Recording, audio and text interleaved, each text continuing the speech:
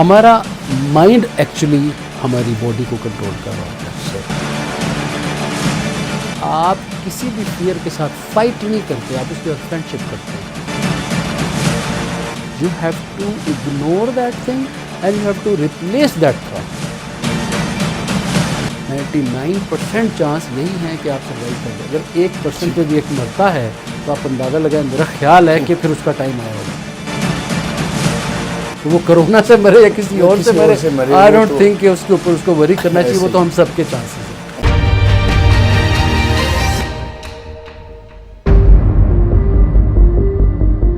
Corona के खौफ से किस तरह निकला जा सकता है, ये जो एक इस वक्त सनसनी है, जो एक खौफ है उन लोगों में भी जिनको कोरोना नहीं हुआ, वो किस तरह अपने आप को हेल्दी रख सकते हैं, मेंटल हेल्थ कैसे इंप्रूव की जा सकती है, इस हवाले से हमारे साथ मौजूद हैं डॉक्टर खालिद महमूद, जो इंटीग्रेटेड साइकोलॉजिस्ट हैं और माइंड साइंसेज एक्सपर्ट थेरेपिस्ट उन्हें आप कह सकते हैं। डॉक्टर साहब, आपके वक्त का बहुत शुक्रिया सर, आपने हमें टाइम दिया।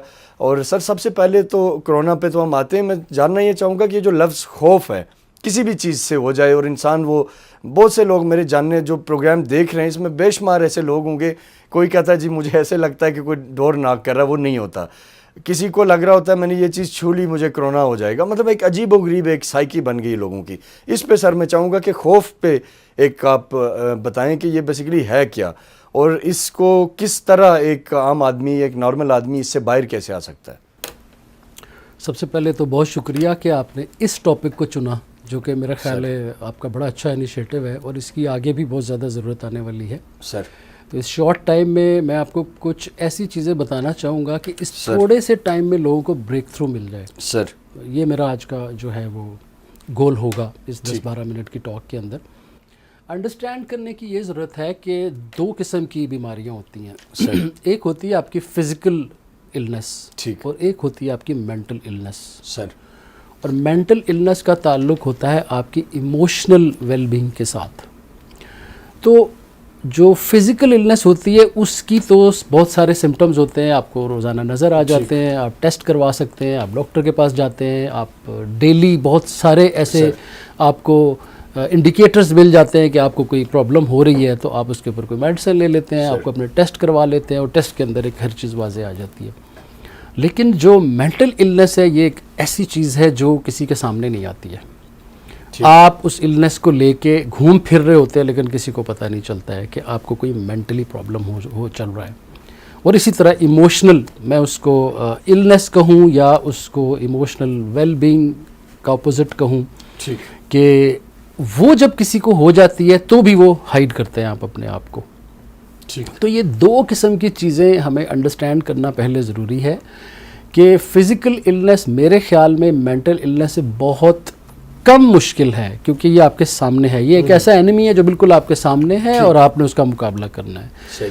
लेकिन जो मेंटल इलनेस है और इमोशनल इलनेस है, इसका कोई मुकाबला नहीं कर सकता उस वक्त तक कि जब तक आपको रियलाइज़ ना हो कि आपको इस तरह का कोई प्रॉब्लम है। ठीक।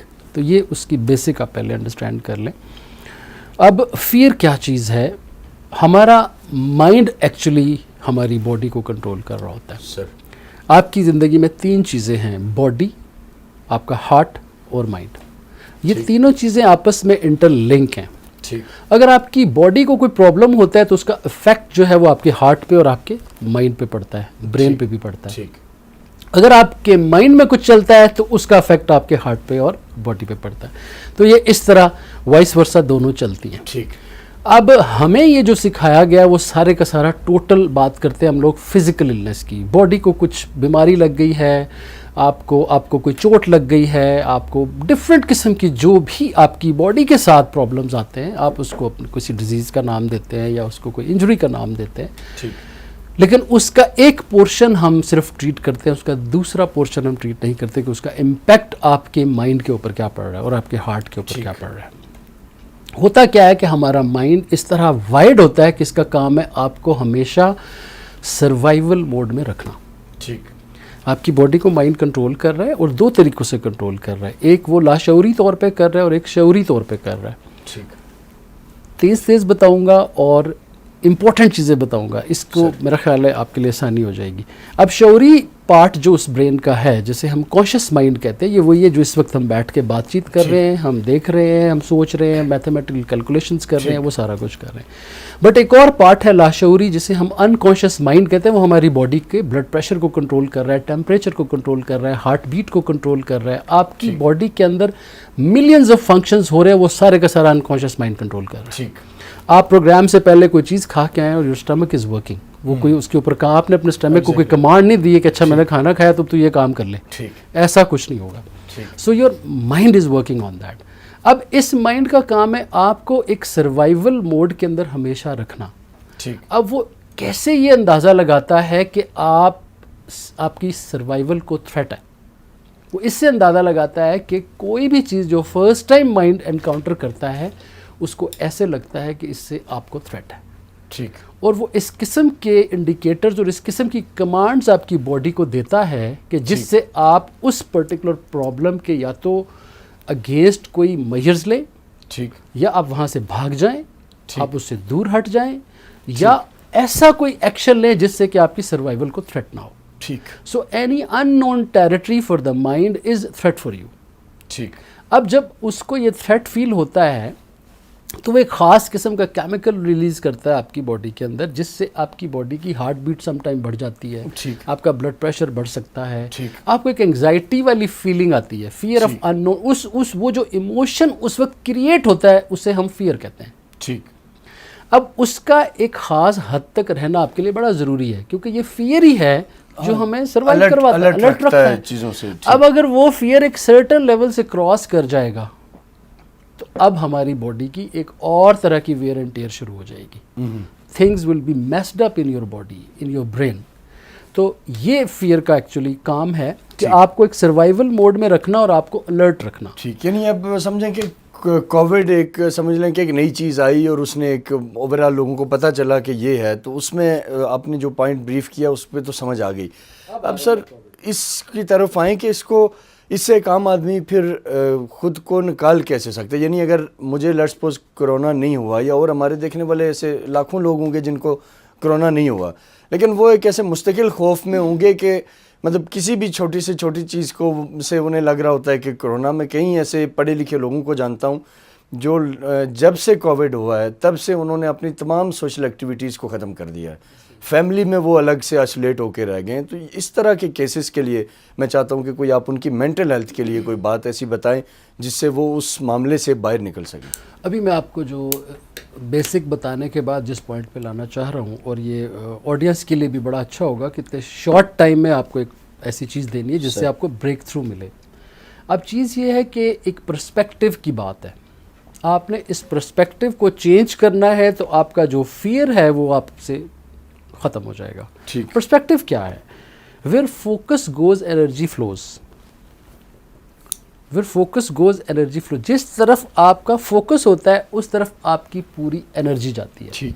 अब ये पर्सपेक्टिव मैं आपका अभी अभी कैसे चेंज करूँगा ये आपको अभी अंदाज़ा होगा। आप अगर अभी जाएं गूगल के ऊपर और जाके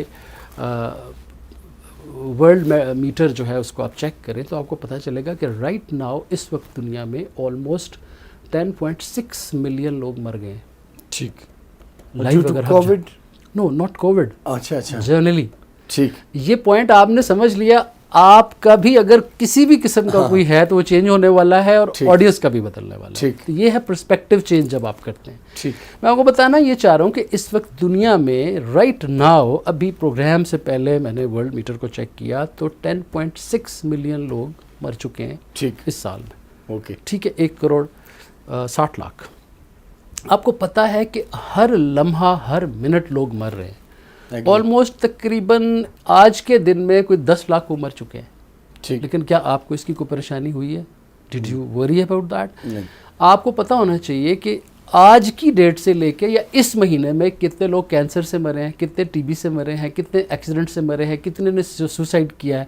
जो जर्नली आप देखते हैं डाटा, उससे पता चलता है कि ऑलमोस्ट एक महीने के अंदर 1.5 लाख लोग खुदकुशी कर जाते हैं पूरी दुनिया में। ठीक। हर महीने लोग 5 लाख लोग कैंसर से मर जाते हैं। ये तमाम इन्फॉर्मेशन आपके आसपास पड़ी हुई है, लेकिन आप कभी परेशान नहीं हुए। तो कोविड से किस बात से हो रहे हैं? पहली बात, आपके एक्सीडेंट अगर आपका हो जाए, आपके 99% चांस डेथ के होते हैं। आपको कैंसर हो जाए, it is more than 50% chance आपके मरने के होते हैं। आपको टीबी हो जाए, आपको कोई भी बीमारी लग जाए, उसके आपके मरने के चांसेस 50% से अबव ही होते हैं। ये मैं आपको बता रहा हूँ। इवन जो आपका नॉर्मल फ्लू है, उसमें भी आपके मरने के चांसेस कोविड से भी ज़्यादा होते हैं। ठीक। अब मैं पर्सपेक्टिव इस तरह बदलने जा रहा हूँ कि आपको पता होना चाहिए कि थोड़ी सी रिसर्च पॉजिटिव साइड पे करेंगे तो आपको बड़ी डिफरेंट चीज़ें नज़र आएंगी। ठीक। कोविड का जो मरने का जो रेट है, इट इज़ 0.01 to 3%। ठीक। अगर 100 बंदे को या 1000 बंदे को कोविड होता है तो उसमें से हार्डली 10 बंदों के चांस हैं कि वो मरेंगे। ठीक। तो इसमें इतनी ज़्यादा परेशानी वाली कोई बात नहीं, इसमें सिर्फ हुआ ये कि आपका फोकस यहाँ पे चला गया है। एग्रीड। एड्स के हवाले से ऐसे मुझे याद किसी है भी कि कुछ लिहाज टाइम से पहले आप ऐसा कर एक बड़ा लीजिए। वो बन गया था। तो आपको मैं बताऊं, जब आप रियलिटी देखेंगे, जब आप थोड़ा सा पॉज देके अपने आप को just relax for a while, ask the right question from the Google. Even if you want to go on a Google, अगर आप जाना चाह ही रहे हैं तो राइट क्वेश्चन वहाँ पे डालें। ठीक। आप उस पर कभी किसी ने ये नहीं लिखा होगा कि survival rate of a Covid, वहाँ किसी ने ये नहीं लिखा होगा कि रिकवरी रेट। हमेशा हम स्केरी चीज़ों को सर्च करते हैं। एग्जैक्टली। एक और मैं आपको चीज़ बताऊं कि गूगल और माइंड दोनों एक तरह से काम करते हैं। ये बड़ी मज़े का कॉन्सेप्ट है। अगर आप अभी गूगल के ऊपर लिखें जी do not show me the कोविड-19 केसेस, तो आपको क्या लगता है कि गूगल नहीं दिखाएगा आपको? गूगल वुड शो यू, क्योंकि गूगल कीवर्ड पिक करता है। एग्जैक्टली। आप उस पर लिखें don't show me capital TV, don't show me this, don't show, it will show you. Exactly. Exactly, your unconscious mind works on the same principle. आप इसके साथ जब फाइट करने की कोशिश करते हैं उस फियर के साथ या किसी भी कॉन्सेप्ट के साथ, तो ये आपको और ज़्यादा उसमें लेके जाता है। ठीक। तो सेकंड टिप ये है कि आप किसी भी फियर के साथ फाइट नहीं करते, आप उसके साथ फ्रेंडशिप करते हैं। ठीक। उसको डिस्ट्रैक्ट करते हैं। आप अपने आप को, अगर आपने किसी भी चीज़ को जो आपको तंग कर रही है, आपने उसको नहीं सोचना या आप उससे सुकून चाहते हैं, निकलना चाहते हैं, तो you don't have to fight with that thing, you have to ignore that thing and you have to replace that thought. अभी इस वक्त मैं और आप बात कर रहे हैं, can you tell me what is happening on your right side और लेफ्ट साइड? आपको कुछ पता नहीं आइडिया। क्या आप बता सकते हैं कि अभी साथ वाली साइड पे इवन आप देखेंगे तो क्या हो रहा है? कोई आइडिया, क्योंकि इस वक्त हमारा फोकस एक दूसरे की तरफ है। राइट, माइंड इसी तरीके से काम करता है। आप इस वक्त अपने फोकस को डिस्ट्रैक्ट कर दें, आपको किसी भी डीपर डाउन नॉलेज में भी जाने की जरूरत नहीं है। You simply distract. आप दिन में कितनी बार कैंसर को याद करते हैं? बाय द वे, बिल्कुल भी नहीं। आप कितनी बार टीबी को याद करते हैं, शुगर को, आप किसी और बीमारी को दिन में कितनी बार? हालांकि आपको टीबी होने के, कैंसर होने के इससे कहीं ज़्यादा चांसेस है। ये तो एक इन्फेक्शियस डिजीज़ है जो बड़ी कंटेजियस है, जो कि एक से दूसरे को लग जाती है। कैंसर के लिए आपको किसी को टच करने की जरूरत नहीं, वो आपके पहले अंदर ही है, आपके अंदर ही कैंसरस सेल, डायबिटीज है, इस तरह बाकी एवरीथिंग इज इनसाइड यू। तो वो तो ज़्यादा डेंजरस होना चाहिए आपके लिए, आपको उसका वरी होना चाहिए, but you are not. So summing it up आपके शॉर्ट टाइम की वजह से, number 1, do not think that this is so dangerous a disease कि जिससे आपने मरना ही मरना है, ऐसा कुछ भी नहीं है। ठीक। अब तक जितनी एज हमारी हो चुकी है, मेरा ख्याल है हमने कितनी बार हमें फीवर हुआ होगा, कितनी बार हमें मे बी मलेरिया हुआ होगा, कोई वी सर्वाइव दैट। तो हमारी बॉडी कैपेबल है इसको सर्वाइव करने के लिए। ठीक। तो इस कॉन्फिडेंस को आप अपने अंदर रखें। ये एक है पॉइंट, इस पे जो साइकोलॉजिस्ट हैं बेसिकली उनकी तरफ से इस पे बड़ी कोई रिसर्च भी है। और बिल्कुल हर चीज़ के ऊपर रिसर्च है कि आपको जिस चीज़ को आप डोमिनेटिंगली सोचेंगे, आपकी बॉडी, आपका माइंड उसको अट्रैक्ट कर लेगा अपने अंदर और पैदा कर देगा। आप सोचें, you just start thinking of a cancer, you are going to get cancer. You start thinking of any disease dominatingly, और मैं बता रहा हूँ ये प्रूवन रिसर्च हैं कि आपकी बॉडी उस डिजीज़ को एक्वायर कर लेगी, क्योंकि आपकी बॉडी के अंदर ये कैपेबिलिटी है कि वो किसी भी बीमारी को एक्वायर भी कर सकती है और फाइट भी कर सकती है। ठीक। ये इतना मज़े का और लंबा टॉपिक है कि इतने इस पे शॉर्ट टाइम में बिल्कुल आपको बड़ी सर literally बात हो आपको सकती है, agreed। बहुत बात हो सकती है पर इसके ऊपर। शॉर्टली सर एंड पे इसको इस पे ख़त्म करते हैं कि आप क्या शॉर्ट तजवीज़ क्या देंगे कि इस वक्त जो कोरोना का इन्वायरमेंट है, इसमें एक आम आदमी को जो घर पे बैठा है या ज़रा घर से काम वाला आजकल वो चल रहा है मामला, तो वो किस तरफ ज़्यादा अपने आप को फोकस रखे ताकि इन चीज़ों से निकला जा सके? फर्स्ट ऑफ ऑल जो मेडिकल रीजंस हैं वो सारी दुनिया में बहुत पता है सबको। ठीक। मास्क लगाना है। जिस तरह आप जूते पहनते हैं, तो अगर आप जूते नहीं पहनेंगे तो आपको पता है कि मुझे कोई ना कुछ हो सकता है, लेकिन आप उसके बारे में कितना वरी होते हैं। जूते पहनते भी हैं, परेशान भी नहीं होते। ठीक। आप ये कपड़े आपने एक मास्क लगाना है, तो मास्क लगा के कौन परेशान होता है? Why you need to get worried about that? आप जूते पहन के तो परेशान नहीं होते ना, आपने पहन लिए, now you are free. Exactly जो आपकी SOPs हैं आप उनको तो करें, but don't overdo them. आप एक के बजाय 2 जूते नहीं पहनते। ठीक। आप एक के बजाय 2 सॉक्स नहीं पहनते हैं। वो लोग जो सैनिटाइजर्स 2 पॉकेट में कुछ फर्क नहीं पड़ने वाला ना। आप जब भी एक सर्टन लाइन क्रॉस करेंगे आप मेंटली इल हो जाएंगे। अब एक नई कैटेगरी में आप एंटर हो जाएंगे और आपने फिर तो प्रोग्राम बना ही लिया कि आपने मरना है। So just summing it up, number 1, ignore the fear. ठीक। Replace the fear. ठीक। Don't see the statistics, don't look at the scary things on the Google. ठीक। ये आपको बड़ा शॉर्टकट बता रहा हूँ। नहीं, जबरदस्त। क्योंकि the moment you are going to distract yourself somewhere else, आपको याद भी नहीं रहेगा कि ये कोई चीज़ है। सेकंड, आप 3 चीज़ें आपने करनी होती हैं। First of all, what you take in, what you take out, right, and what you exert and how much you sleep. ठीक। आप जो खाते हैं उसको अपना लाइफस्टाइल बना लें कि आप हेल्दी फूड खाएं, क्योंकि आपकी बॉडी ने लड़ना है उसके साथ। ठीक। और आपके माइंड ने डिजीज़ के साथ लड़ना है, किसी और मेडिसिन ने आके उसकी जगह पे नहीं लड़ना। ये मैं आपको बता दूं, वो ठीक है, एक अच्छी चीज़ है, वो होनी रिक्वायर्ड है। मेडिसिन एक्चुअल में जो लड़ाई होती है वो पहलवान ही लड़ता है। ऐसे ही आपकी बॉडी का इम्यून सिस्टम ने लड़ना, बॉडी ने लड़ना है। तो अपनी इनटेक को ठीक करें। ठीक। अपनी स्लीप को बेहतर करें, नींद आप अपनी पूरी करें। ठीक। उसके बाद आप अपनी बॉडी को एक्सर्ट करें, एक्सरसाइज करें, वॉक करें, रनिंग करें, जिम जाएं।